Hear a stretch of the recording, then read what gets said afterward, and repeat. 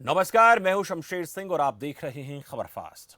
Corona संकट काल क्या आया, मजदूरों को लेकर हर कोई राजनीतिक रोटियां सेकने पर लग गया, या फिर ऐसा कहें कि संकट काल में पक्ष विपक्ष भूलकर इंसानियत को बढ़ावा देना चाहिए था। ऐसा नहीं हुआ। वही कांग्रेस की महासचिव, राष्ट्रीय महासचिव प्रियंका गांधी की बात करें तो उन्होंने 16 मई को एक पत्र लिखकर उत्तर प्रदेश सरकार के मुख्यमंत्री योगी आदित्यनाथ से 1000 बसें चलाने की अनुमति मांगी थी।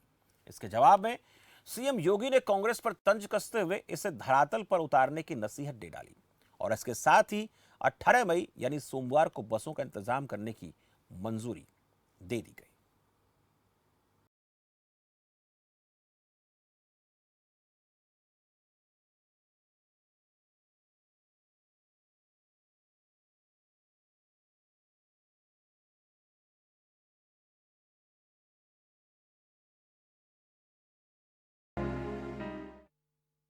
मंजूरी दिए जाने के महज कुछ घंटों में ही प्रियंका गांधी के निजी सचिव ने उत्तर प्रदेश के अपर मुख्य सचिव गृह अवनीश कुमार अवस्थी की ओर से जारी किए गए खत का जवाब दिया।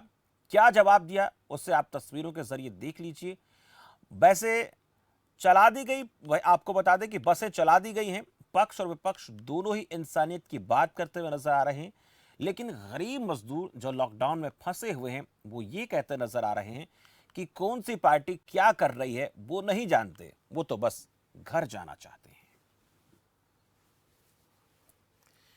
तो एक तरफ तो हम देखते हैं कि अक्सर जब इस प्रकार के घटनाक्रम घटित होते हैं तो राजनीतिक पार्टियों की तरफ से राजनीति होती है, लेकिन उस राजनीति में कभी कभी कुछ अच्छा हो जाया करता है और उस बात के संकेत अब इन तस्वीरों के जरिए मिल रहे हैं, क्योंकि कांग्रेस की तरफ से प्रियंका गांधी वाड्रा ने 1000 बसें चलाने की अनुमति मांगी और उस अनुमति को यूपी की योगी आदित्यनाथ सरकार की तरफ से दे दिया गया। अब ऐसे में धरातल पर क्या परिस्थितियां बनेंगी ये देखना दिलचस्प रहेगा, लेकिन आज की इस खास चर्चा को आगे बढ़ाएंगे हमारे यूपी से ब्यूरो हेड अमितेश श्रीवास्तव। अमितेश के पास आपको लिए चलते। अमितेश, बहुत शुक्रिया सर। दरअसल इन दिनों उत्तर प्रदेश में चिट्ठी की सियासत हो रही है, बहुत तेज हो गई है और इस चिट्ठी सियासत की चर्चा पूरे देश भर में हो रही है। लेकिन ये जो चिट्ठी सियासत हो रही है, मुझे लगता है कि वक्त गलत है।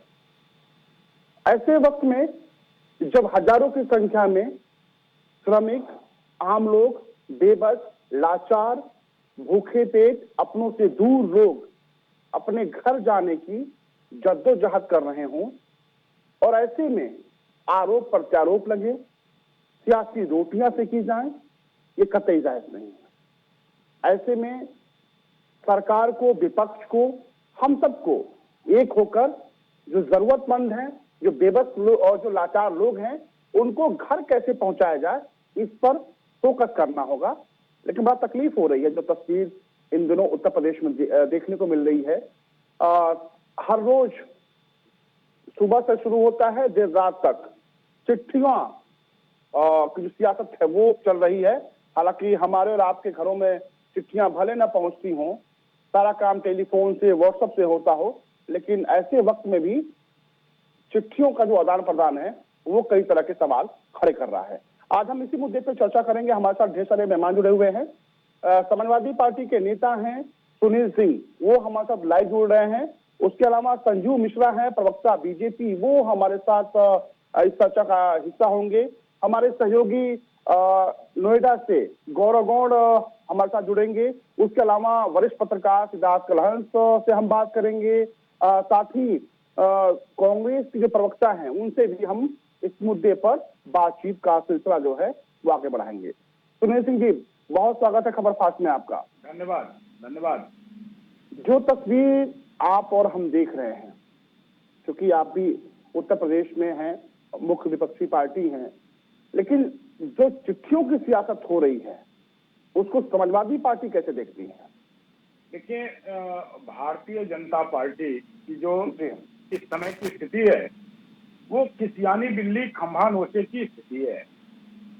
जिस समय इनको मजदूरों की चिंता करनी चाहिए थी, इनको कैसे इतने प्रवासी मजदूर जो देश के विभिन्न प्रदेशों में रहते हैं उनको उनके घर पहुंचाने की व्यवस्था करनी चाहिए थी। उस समय भारतीय जनता पार्टी ट्रंप की गुलामी कर रही थी गुजरात के अंदर। और जब किसानों के, मजदूरों के भोजन की व्यवस्था की चिंता करनी चाहिए थी, रणनीति बनानी चाहिए थी, उस समय भारतीय जनता पार्टी विधायकों की नीलामी कर रही थी मध्य प्रदेश के अंदर। इस समय जब ये फेल है चारों तरफ से और विपक्ष इनसे सवाल पूछ रहा है कि सड़कों पे हजारों लाखों की संख्या में मासूम बच्चे, मजदूर, गरीब, किसान सड़कों पे अपने घर जाने के लिए जद्दोजहद कर रहा है। कई किलोमीटर, सैकड़ों किलोमीटर पैदल चल रहा है, कहीं ट्रेन से कट के मर रहा है, कहीं रोड पे एक्सीडेंट से मर रहा है। ऐसे में जब सरकार से बात की जा रही है तो सरकार उस तरफ ध्यान नहीं दे रहा है। और कांग्रेस पार्टी ने जब बस देने की पेशकश की तो देख नहीं रहे हैं कल से किस तरह की राजनीति भारतीय जनता पार्टी के द्वारा, घिनौनी ओछी राजनीति भारतीय जनता पार्टी के द्वारा की जा रही है। बहुत ही घटिया किस्म की राजनीति भारतीय जनता पार्टी के द्वारा की जा रही है।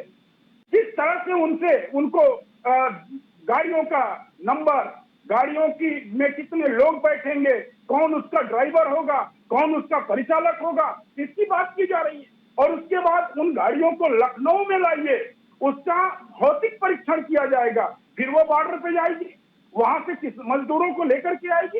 ये घिनौना। अगर हम सहयोग करना चाहते हैं, कोई पीएम केयर फंड में अगर सहयोग करना चाहता है तो भारतीय जनता पार्टी के लोग ये बोलेंगे सहयोग कितने राशि का करेंगे, उसमें नोट कौन कौन सी होगी, उस नोट का नंबर कौन सा होगा। इस तरह का घिनौना हरकत आज तक स्वतंत्र भारत के इतिहास में आज तक तो इस तरह का घिनौनी हरकत और घिनौना काम और घिनौनी राजनीति नहीं देखने को मिला है। जो भारतीय जनता पार्टी फेल है, असफल हो गई है कोरोना जैसे महामारी से लड़ने में और मजदूरों को उनके घर, उनके गंतव्य तक पहुंचाने में पूरी तरह से फेल हो गई है। अपने बुने हुए जाल में पूरी तरह से फंस चुकी है भारतीय जनता पार्टी। इसलिए इस तरह की घिनौनी और छोटी हरकत करने का काम भारतीय जनता पार्टी और उसके नेताओं के द्वारा और उसके प्रवक्ताओं के फौज के द्वारा इस तरह की छोटी और ओछी राजनीति आप देख लीजिए। दोपहर से जिस तरह से भारतीय जनता पार्टी की पूरी कैबिनेट, चाहे उप मुख्यमंत्री हो, चाहे भारतीय जनता पार्टी के सरकार के प्रवक्ता हो, सारे लोग उतर गए हैं ये बात बताने के लिए कि साहब कांग्रेस पार्टी ने 1000 गाड़ी बस देने की बात कही थी, 995 बस थी, लेकिन 5 बस में उसने टेम्पो का नंबर दे दिया, ऑटो का नंबर दे दिया, एम्बुलेंस का नंबर दे दिया। इससे घटिया बात और क्या हो सकती है। भारतीय जनता पार्टी जब मजदूरों को उनके गंतव्य तक नहीं पहुंचा पाई तब तो कांग्रेस को आगे आना पड़ा। और आपको याद होगा नितेश जी कि जब हमारे समाजवादी पार्टी के राष्ट्रीय अध्यक्ष जी सदन के अंदर, हाउस के अंदर कहते हैं कि यह बीमारी अभी हवाई जहाज से आ रही है, सतर्क हो जाओ भारतीय जनता पार्टी के लोगों, सतर्क हो जाओ सरकार के लोगों। उस समय अगर यह बीमारी ट्रेन पकड़ लेगी तो इसको रोक नहीं पाओगे। उस समय भारतीय जनता पार्टी के लोगों ने हमारे राष्ट्रीय अध्यक्ष का मजाक उड़ाया था। आज राष्ट्रीय अध्यक्ष जी की बात अगर भारतीय जनता पार्टी और केंद्र और प्रदेश सरकार मान ली होती तो आज यही स्थिति भारतीय जनता पार्टी और वर्तमान समय में गरीबों, किसानों, मजदूरों की नहीं होती। अमितेश जी बिल्कुल। और मैं इसी बात पे हम सभी फोकस कर रहे हैं कि सियासत हम फिर कभी कर लेंगे, वक्त आएगा। ये नाजुक दौर है। आप सोचिए कि तमाम पिछले कई दिनों से परेशान लोग, बेहाल लोग ऐसी धूप में जब तमाम सरकारी अफसर और सरकारी मशीनरी घरों में एसी कमरों में बैठे हुए हैं और ये बेचारे भूखे पेट, नंगे पांव अपने घरों से दूर तकलीफ सहकर, इनके पास कोई रास्ता नहीं है कि कब कहां जाएंगे, कहां रहेंगे। तमाम महिलाएं हैं, बच्चे हैं, तस्वीरें देखकर आंखें भर आती हैं। सुनील सिंह जी, हम आपके पास आएंगे, लेकिन दरअसल इस पूरे मामले पर सियासी रोटियां कैसे सेकी जा रही हैं, सियासत कैसे हो रही है, ये जरा समझते हैं। कुछ बयान हमारे पास आए हैं, उन बयानों को सुनते हैं। सबसे पहले हम प्रियंका गांधी को सुनते हैं कि वो क्या कुछ कह रही थी और क्या कुछ उनकी डिमांड थी, जिसके बाद से भारतीय जनता पार्टी का भी पलटवार हुआ। प्रियंका गांधी के हम बयान को सुनते हैं पहले। आदरणीय मुख्यमंत्री जी, मैं आपसे निवेदन करना चाहती हूँ, ये राजनीति का समय नहीं है। हमारी बसें बॉर्डर पे खड़ी हैं, हजारों श्रमिक भाई बहन पैदल बगैर खाए पिए दुनिया भर की मुसीबतों को उठाते हुए अपने घर की ओर चल रहे हैं। हमें उनको मदद करने की अनुमति दीजिए, हमारी बसेस को परमिशन दीजिए ताकि हम उनको सही सलामत अपने घर पहुंचा पाए। बिल्कुल, ये कांग्रेस की तरफ से प्रियंका गांधी ने सरकार के सामने अपनी बातें रखी, अनुरोध किया। अब सरकार की तरफ से जो जवाब है वो भारतीय जनता पार्टी के प्रवक्ता है डॉक्टर चंद्र मोहन, उन्होंने किस तरह से जवाब दिया कांग्रेस पार्टी को, उसको भी सुन लेते हैं।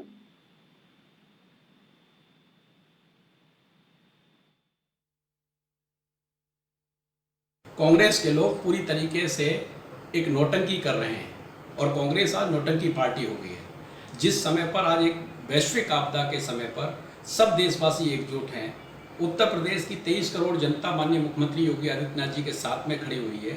पूरा देश नरेंद्र मोदी जी के साथ खड़ा है, पूरे विश्व भर के लोग नरेंद्र मोदी जी की प्रशंसा कर रहे हैं, पूरे देश भर के लोग आदरणीय योगी आदित्यनाथ जी की प्रशंसा कर रहे हैं। ऐसे समय पर कांग्रेस केवल और केवल घटिया और ओछी और घिनौनी राजनीति कर रही है। कह रही है हमारे पास बस हैं। अरे हम उनसे पूछना चाहते हैं, कांग्रेस के लोगों से, प्रियंका वाड्रा से भारतीय जनता पार्टी पूछना चाहती है कि कांग्रेस शासित जो राज्य हैं जहां से श्रमिकों ने पलायन करना प्रारंभ किया, वहां से उनकी व्यवस्था क्यों नहीं की गई? वहां बस में से उतार के ट्रक में बिठाने का काम क्यों कर रहे हैं? अरे भाई, आपको व्यवस्था देनी है तो राजस्थान से दो, आप पंजाब से व्यवस्था दो, आप छत्तीसगढ़ से व्यवस्था दो, आप क्यों नहीं दे रहे? दिल्ली से जब पलायन होता है तो ये बोलते नहीं है, बिल्कुल भी केजरीवाल के साथ खड़े हो जाते हैं। मैं प्रियंका वाड्रा जी से कहूंगा कि नौटंकी बंद करें, सहयोग करना है तो सहयोग करें। कह रहे हैं कि हम लिस्ट बना रहे हैं। जब माननीय मुख्यमंत्री जी ने, उत्तर प्रदेश सरकार ने जब ये कहा कि आप अगर सहयोग करना चाहते हो तो आप अपनी लिस्ट को दीजिएगा कि आपके पास क्या है, लेकिन लिस्ट कह रहे हैं अब हम लिस्ट बना रहे हैं। एक और कह रहे हैं हमारे पास बसें खड़ी हुई हैं यूपी बॉर्डर पर, दूसरी ओर कह रहे हैं हम लिस्ट बना रहे हैं। ये ओछी राजनीति कांग्रेस बंद करे। इस समय पर ये इस सब की आवश्यकता नहीं है। ये समय एकजुटता का, इस समय पर रचनात्मक विपक्ष की भूमिका कांग्रेस निभाए, सेवा का कार्य करे, लेकिन ना कोई सेवा करेंगे ना रचनात्मक विपक्ष निभाएंगे। केवल एक काम करेंगे, बवाल करेंगे, नौटंकी करेंगे और मीडिया में आने की कवायदें करेंगे। बिल्कुल, ये डॉक्टर चंद्रमोहन है, प्रवक्ता है भारतीय जनता पार्टी के, उनका बयान था। आप तय खुद करिए कि कैसी सियासी जो बयानबाजी है वो की जा रही है इन दिनों ऐसे वक्त में। हमारे साथ बीजेपी के प्रवक्ता हैं संजीव मिश्रा, वो हमारे साथ इस वक्त लाइव जुड़ रहे हैं। संजीव मिश्रा जी, बहुत स्वागत है खबरफास्ट में। धन्यवाद। संजीव मिश्रा जी, अभी आप सुन रहे थे, आपके मित्र हैं डॉक्टर चंद्रमोहन, प्रवक्ता है बीजेपी के, उनके बयानों को आपके पास हम आएंगे, लेकिन एक और बयान हमारे पास आया है। नूतन ठाकुर जी हैं, आम आदमी पार्टी की नेता हैं, उन्होंने इस पूरे बयान पर अपनी प्रतिक्रिया दी है। सोशल एक्टिविस्ट हैं, आईपीएस अधिकारी हैं, अमिताभ ठाकुर उनकी पत्नी है, वो कुछ कह रही हैं। तो नूतन ठाकुर को सुन लेते हैं संजय मिश्रा जी, फिर हम आपके पास आते हैं। नूतन ठाकुर का बयान सुनते हैं पहले।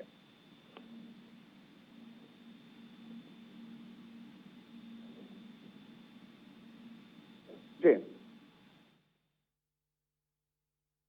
बसों के मामले में उत्तर प्रदेश सरकार के द्वारा जिस तरीके से व्यवहार किया गया वह न सिर्फ अत्यंत ही घृणित, निंदनीय व असंवेदनशील व्यवहार रहा है। एक ओर जहां सरकार मजदूरों को सकुशल वापस करने में पूरी तरह से विफल रही है, वहां जब कोई अन्य स्तर से सहायता देने की बात की जाती है तो यह प्रकरण जिस प्रकार से सामने आया है वह यही दर्शाता है कि सरकार पूरी तरह से मजदूरों के प्रति असंवेदनशील है, उनकी कठिनाइयों को नहीं समझ रही है और लगातार कृत्रिम अवरोध पैदा कर रही है जिससे कोई अन्य मजदूरों को सहायता न पहुंचा सके। बिल्कुल, नूतन ठाकुर जी हैं, फिलहाल आम आदमी पार्टी में शामिल हुई हैं, सोशल एक्टिविस्ट हैं, आईपीएस अधिकारी हैं, अमिताभ ठाकुर उनकी पत्नी हैं। संजू मिश्रा साहब जी, आपने सुना, आपने प्रियंका गांधी को भी सुना, डॉक्टर चंद्रमोहन को भी सुना और नूतन ठाकुर को भी सुना। क्योंकि हम बोलेंगे तो आप कहेंगे कि, अगर हम बोलेंगे तो बोलेंगे कि बोलता है, इसलिए हम चाहेंगे कि आप बोलिए, बीजेपी के प्रवक्ता हैं आप। देखिए, मेरा सवाल यही है कि ऐसे वक्त पे ये सियासी जो बयानबाजी है, ये सियासत क्यों? चिट्ठी चिट्ठी फिर बाद में खेल लीजिएगा संजू मिश्रा साहब, वक्त है। नहीं देखिए, सियासत जिस तरीके से हो रही है, मैं भी अप्रत्याशित हूँ, क्योंकि ये समय जो कोरोना का था, इस समय सबको एकजुट होकर के एक साथ मिल करके जिसकी जैसे जो व्यवस्था हो पाती वो करता, और एक बड़ी लड़ाई हमें लड़नी थी, इसलिए हमें एकजुटता दिखानी चाहिए थी। लेकिन मैं खुद बड़ा अप्रत्याशित हूँ कि एक बहुत बड़ा उदाहरण, और मैं मेरे सामने, चूंकि मैं प्रत्यक्षदर्शी भी हूँ, इसलिए आपसे कहना चाहूंगा कि मैं अभी किसी विशेष काम से जयपुर गया हुआ था, आपको बेहतर मालूम है। तो मैं जब वहां से वापस आ रहा था, भरतपुर में मैंने जो तस्वीर देखी, जो राजस्थान परिवहन विभाग की बसें थे, उनसे उतार करके मजदूरों की नोटिंग कराई जा रही थी, उनके नाम, उनके कहाँ जाना है, कहाँ से आ रहे हैं, ये सब नोट कराया जा रहा था। और बसों में उतारने के बाद बसों को बंद करके किनारे लगाया जा रहा था। तो मेरी तब समझ में नहीं आया, क्योंकि ये बात है 14 तारीख की, 14 तारीख की शाम को मैं आ रहा था, 4 बजे करीब शाम का समय था, और तब आप बसें लगवा रहे थे। और उसके बाद एकदम से अटेंडर हुआ कि भाई वहां पर तमाम बसें खड़ी हैं, मीडिया को दिखाया जा रहा है, और जो वहाँ मजदूर थे उनको टैंकर से उनको बसों पर लादा गया। तो कहने का मतलब बहुत साफ है, जो मैं खुद प्रत्यक्षदर्शी हूँ, उस वजह से मैं इन बातों को कह रहा हूँ। और ये अप्रत्याशित है, आपको 1000 बसें देनी है, 2000 बसें देनी है, ट्वीट करने के बजाय सीधे सरकार को देते लिस्ट उसकी, और तुरंत 10-15 मिनट में काम हो जाता और उनको कहीं ना कहीं लगाया जाता। मैं तो कहूंगा, मैं तो बधाई दूंगा उत्तर प्रदेश के माननीय मुख्यमंत्री जी को, जिन्होंने 15 जनपद में 200 बसें लगाने का काम किया।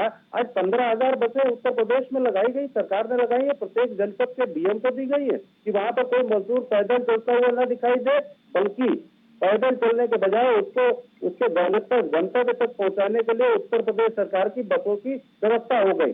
तो कहने का मतलब ये है, एक तरफ हम बेहतर तरीके से मजदूरों के हितों में काम कर रहे हैं, दूसरी तरफ विपक्ष का केवल काम ये रह गया कि वो सरकार के प्रति एक तरीके से आग उगलने का काम कर रहा है। अरे आज कोरोना से हमें लड़ाई लड़नी, आज एकजुटता की जरूरत थी, लेकिन ये राजनीति का समय आएगा और बाद में बहुत समय होगा खूब राजनीति करना, और हम भी विपक्ष की जब राजनीति करोगे तो हम भी सत्ता पक्ष के होते हुए जवाब देंगे उसका। लेकिन आज ये सत्ता पक्ष और विपक्ष, आज ये भारतीय जनता पार्टी और कांग्रेस पार्टी की बात नहीं होनी चाहिए थी। आज तो केवल कोरोना से लड़ाई लड़ने के लिए एकजुटता की जरूरत थी। मुझे लगता है जो विपक्ष में एकजुटता नहीं है, इन्हें अपनी जमीन खिसकती हुई नजर आ रही है, इसलिए आज ये सरकार के खिलाफ बोल रहे हैं। ये सरकार के खिलाफ, भाजपा के खिलाफ ना बोलिए, केवल कोरोना के खिलाफ बोलिए, हम सब मिलजुल करके लड़ेंगे। और 1000 संजू मिश्रा साहब आपसे सवाल, संजू मिश्रा साहब आपसे ढेरों सवाल करने हैं, आप हमारे साथ बने रहिएगा।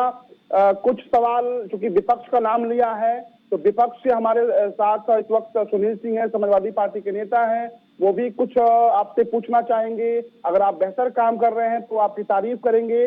नोएडा का रुख करते हैं, नोएडा से हमारे संवाददाता गौरव गौड़ जुड़े हुए हैं, लाइव जुड़े हुए हैं इस वक्त। ताजा तस्वीर क्या है ये भी हम देख लेते हैं। गौरव, अभी आप कहाँ पर हैं और किस तरह के हालात वहां पर हैं नोएडा में?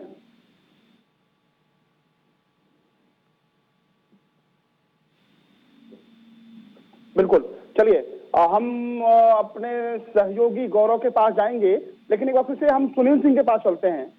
सुनील सिंह जी, संजू मिश्रा जी को आप सुन रहे हैं, बीजेपी के प्रवक्ता हैं, पार्टी के सीनियर लीडर हैं। आप कह रहे हैं कि सरकार कुछ काम नहीं कर रही है, संजू मिश्रा जी आपके सामने कामों की गिनती गिना दे रहे हैं, और ये राजनीति विपक्ष क्यों कर रहा है? सुनील सिंह जी, आप कभी फिर राजनीति कर लीजिएगा, राजनीति क्यों कर रहे हैं आप ऐसे वक्त पे? विपक्ष के पास अगर आपका जनाधार खिसकता दिख रहा है तो राजनीति कर रहे हैं, ये मैं नहीं कह रहा हूँ, संजू मिश्रा कह रहे हैं। जी, अभी संजीव मिश्रा जी ने कहा, अमितेश जी, कि आज से 2000 बसें हर जिले में, 15 जिले में 15,000 बसें 2000 के हिसाब से 15 जिले में मुख्यमंत्री जी लगा दिए। आज से क्यों लगाए? अरे इससे पहले क्यों नहीं लगाए? संजीव मिश्रा जी, मैं आपके समय में मैं बोला नहीं हूँ, आप कृपया बात सुने, ये आप बात सुने।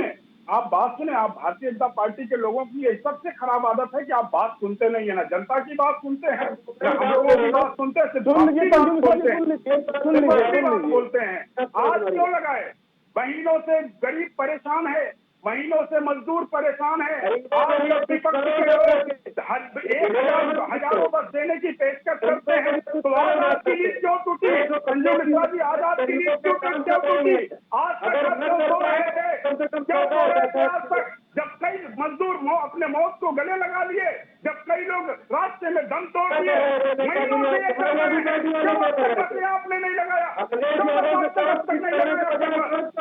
झूठ बोलते हैं आप लोग, भारतीय जनता पार्टी के लोग झूठ बोलते हैं। राजनीति आप कर रहे हैं। सुनील सिंह जी, संजय मिश्रा जी आपके पास आएंगे। सुनील सिंह जी आएंगे, लौटेंगे। सुनील सिंह जी लौटेंगे आपके पास, सवाल बहुत है।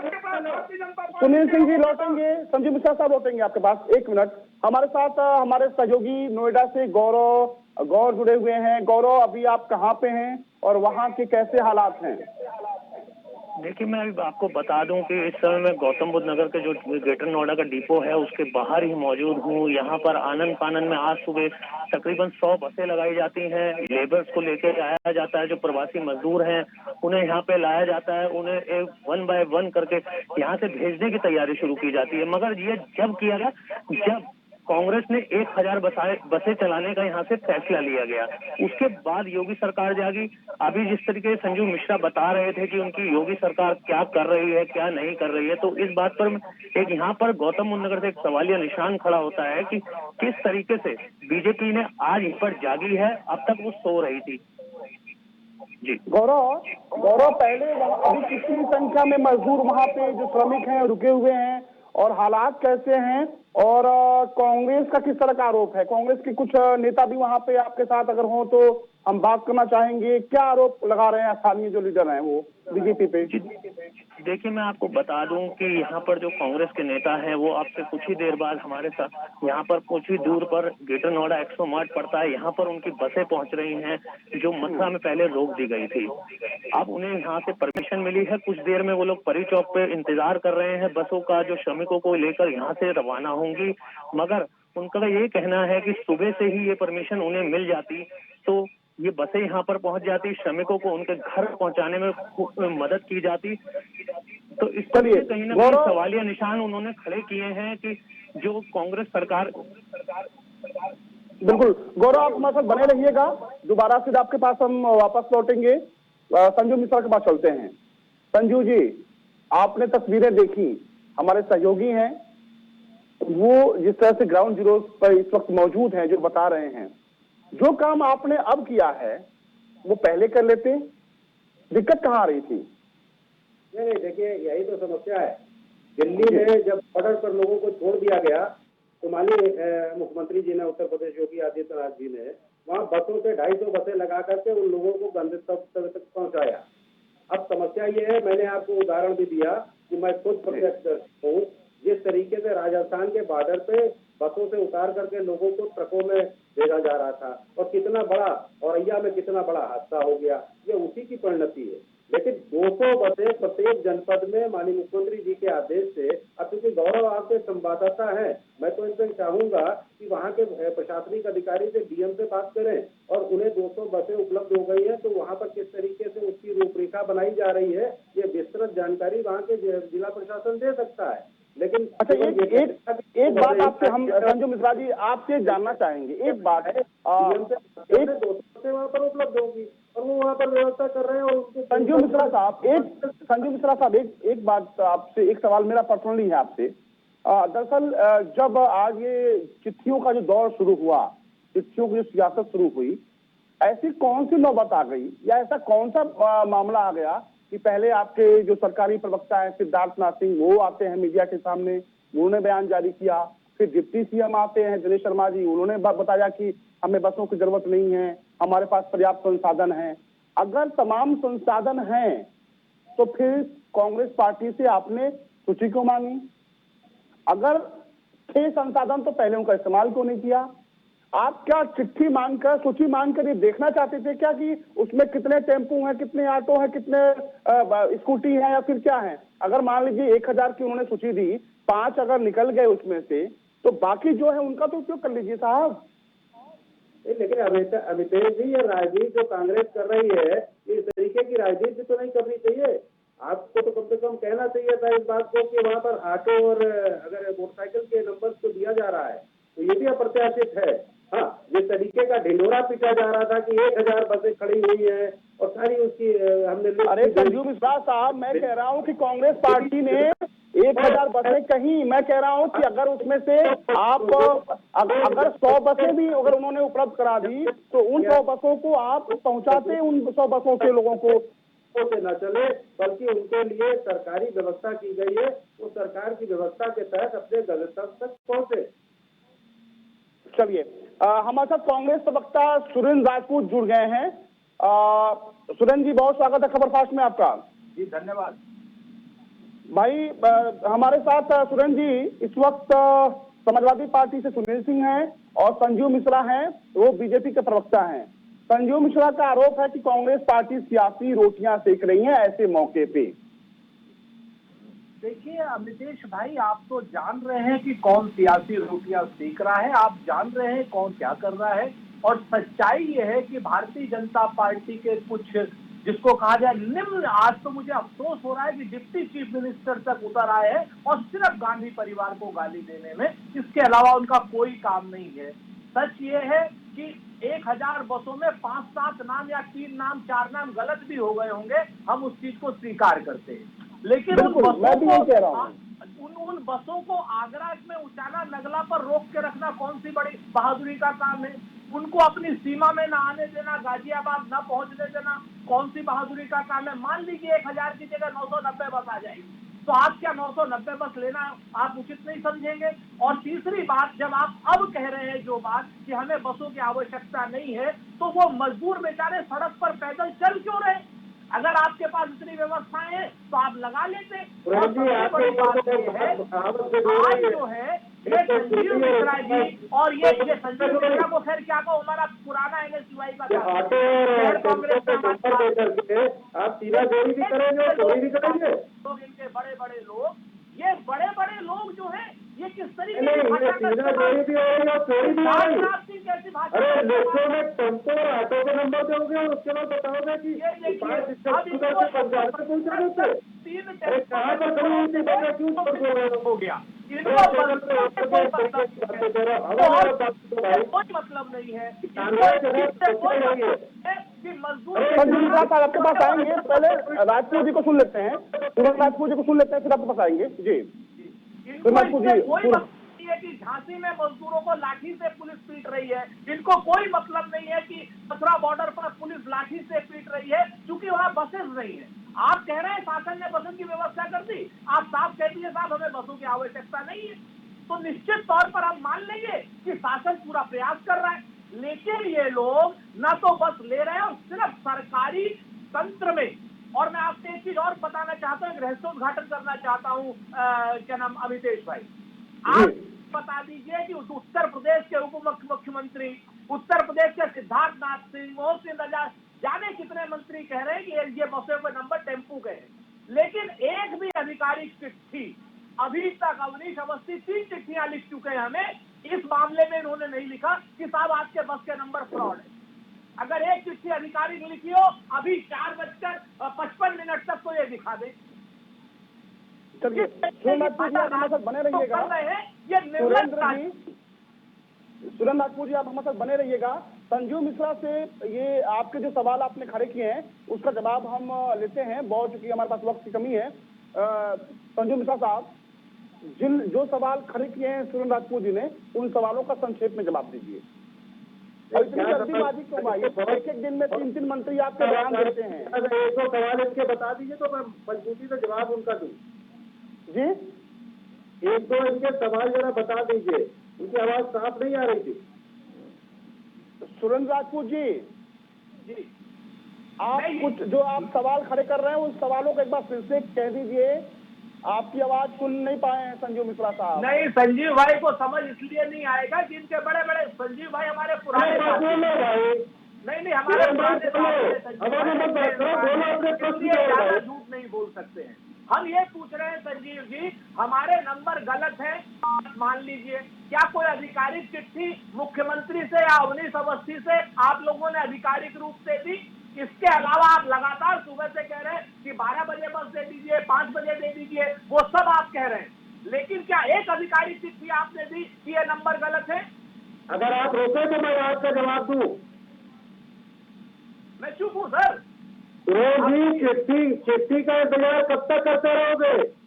ये देखो चिट्ठी का इंतजार करते रहोगे क्या? तो हम चिट्ठी भेजें कि ये टेम्पो का नंबर है, ये ऑटो का नंबर है, ये मोटरसाइकिल का नंबर है, यही चाहते हो? क्यों मजदूरों के साथ धोखा कर रहे हो? The person you are speaking with Rajasthan में भी कर सकते थे, पंजाब में भी मदद कर सकते थे, महाराष्ट्र में भी मदद कर सकते थे, लेकिन मदद करने का इरादा नहीं है, ये केवल मजदूरों को गुमराह करने का इरादा है। तो इरादा अपना क्लियर करो। संजीव मिश्रा साहब, अगर कुछ करना है ईमानदारी, संजीव मिश्रा साहब, ये वक्त बहुत नाजुक दौर है, करना बंद करो। चलिए संजीव मिश्रा साहब, आपके पास हम वापस लौटेंगे। सुनील सिंह जी, बहुत संक्षेप में कुछ कहना चाहेंगे क्योंकि वक्त की हमारे पास कमी है, बहुत संक्षेप में। भारतीय जनता पार्टी की सरकार हर मुद्दे पे फेल है, चाहे वो कानून व्यवस्था के मामला हो। अभी आपने देखा है आज संभल में किस तरह से लाइव हमारे एक समाजवादी पार्टी के कार्यकर्ता को, उनके पुत्र को लाइव गोली मार दिया गया। इनके एक विधायक को पब्लिक ने दौड़ा लिया अयोध्या के अंदर। हर मामले में फेल है, गरीब मर रहा है, मजदूर मर रहा है और एक सियासत कर रहे हैं। अरे भारतीय जनता पार्टी के लोगों को चुल्लू भर पानी में डूब जाना चाहिए। इनके पास कोई रास्ता नहीं है सिवाय झूठ बोलने के। ये सिर्फ झूठ बोल रहे हैं और जनता को गुमराह करने का काम कर रहे हैं अमितेश जी। इन लोगों को चलिए संजीव मिश्रा साहब, ये वक्त हो चुके हैं। ये लोग गरीबों की रक्षा नहीं कर सके, मजदूरों को उनके घर तक नहीं पहुंचा सके। ये फेल सरकार है और इस सरकार को नैतिकता के आधार पर त्याग पत्र दे देना चाहिए हमसे। चलिए संजीव मिश्रा साहब, एक बार फिर से एक अनुरोध है कि चूंकि ये जो वक्त बहुत नाजुक दौर है, संजीव मिश्रा साहब आप खुद चूंकि बहुत संवेदनशील व्यक्ति हैं, आप तकलीफों को समझते रहते हैं। आप देखिए कैसे जो मजदूर तबके के लोग हैं वो किस कदर से बेबसी, लाचारी उनके सामने है और 2 वक्त की रोजी रोटी का भी उनके सामने संकट है। भूखे पेट जख्म लिए हुए वो अपने घर पहुंचना चाहते हैं। आपसे साधारण अनुरोध है, निवेदन है कि चूंकि आप सरकार में हैं, आप एक जिम्मेदार व्यक्ति हैं पार्टी के। जी आप बहुत संक्षेप में बताइए कुछ। आपके बड़े चैनल पर विश्वास दिलाता हूँ कि उत्तर प्रदेश के माननीय मुख्यमंत्री जी, पूरी सरकार हमारी और हमारे कैडर का एक एक व्यक्ति लगा हुआ है, मजदूरों के हितों में काम कर रहा है। एक एक मजदूर को गंतव्य तक पहुंचाया जाएगा जो भी उत्तर प्रदेश की सीमा में होगा। और मैं आपको विश्वास दिलाता हूँ कि इसके लिए सरकार का पूरा तंत्र काम कर रहा है। ये विपक्षियों को तो कहने दीजिए, मैंने तो शुरू में ही आपके चैनल पे कहा कि विरोध करने का समय बहुत मिलेगा, पहले कोरोना से लड़ाई लड़ लेते हैं और कोरोना से लड़ाई लड़ने में जिनको जो मदद करनी है ईमानदारी से करें, लेकिन उसमें केवल ट्वीट करके और हवाबाजी करके ना काम करें। वो भी मदद कर रही है, हम भी उनको धन्यवाद देंगे, चाहे वो विपक्षी हो चाहे वो एनजीओ के लोग हो, सब एनजीओ के बहुत लोग मदद कर रहे हैं। और मैं चलिए बहुत जी बिल्कुल संजीव मिश्रा साहब, उम्मीद करते हैं कि आप अपनी जो आपने आश्वासन दिया है उस आश्वासन पे खरे उतरेंगे, तमाम जो जरूरतमंद हैं उनकी मदद करेंगे और आपकी सरकार उन लोगों को घर पहुंचाएगी जो बेचारे अभी बेघर हैं, जो परेशान हैं, जो बेहाल हैं, जो दर्द से तड़प रहे हैं, उनको आप उनके घर तक पहुंचाएं। आपकी जिम्मेदारी है क्योंकि आप सरकार में हैं और उम्मीद करेंगे कि अब ऐसे मामलों पे सियासी रोटियां न सेकी जाएं, सियासत न हो और तमाम जो लोग दूर दराज अभी भी फंसे हुए हैं वो अपनों के पास पहुंचे, अपने घर पहुंचे, उम्मीद हम और आप करते हैं। बहुत शुक्रिया संजीव मिश्रा साहब आपका, सुनील सिंह जी आपका, सुनील राजपूत जी आपका, हमारे सहयोगी गौरव गौड़ आपका बहुत शुक्रिया, आप जुड़े, अपनी बातें रखी। तो वक्त ऐसा है कि ये वक्त नाजुक दौर है पूरे देश के सामने और ऐसे में हम उम्मीद करते हैं कि इन जैसे मुद्दों पर जो सियासी रोटियां सेकी जाती हैं वो न सेकी जाएं। आपस में पक्ष विपक्ष एकजुट होकर और जो जरूरतमंद हैं उनकी मदद करें। मेरे साथ बस इतना ही। देश की ताजा तरीन और बड़ी खबरों के लिए देखते रहिए